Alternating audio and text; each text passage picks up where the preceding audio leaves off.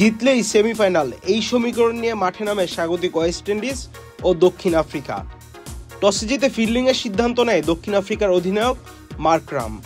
Bat করতে নেমে দক্ষিণ আফ্রিকাকে 136 রানের টার্গেট দিয়েছে ওয়েস্ট ইন্ডিজ।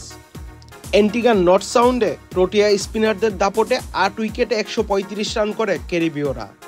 ব্যাটিংয়ের শুরুতেই উইকেট হারিয়ে বিপদে পড়ে ওয়েস্ট ইন্ডিজ। দলীয় 5 রানে হারায় কাইল মার্শ ও নিকোলাস পুরানের উইকেট।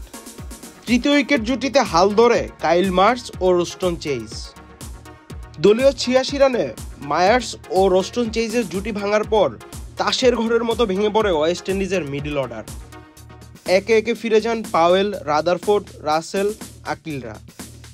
রোস্টন চেজ করেন সর্বোচ্চ 42 বলে 52 রান। রাসেল অবশ্য মাঝখানে 2টি ছক্কা হাঁকিয়ে কিছুটা আশা জাগালেও রান আউট হয়ে ফিরে যান মাত্র 15 রান করে। শেষমেশ 8 উইকেট হারিয়ে 135 রানে থামে ওয়েস্ট ইন্ডিজের ইনিংস। দক্ষিণ আফ্রিকার হয়ে এদিন স্পিনাররা ছিলেন বেশ উজ্জ্বল। তাবরিজ শামসি 27 রান দিয়ে নেন 3 wicket.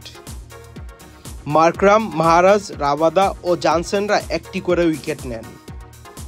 Ahmed Shafi, channel I. Walton Switch, stylish and elegant.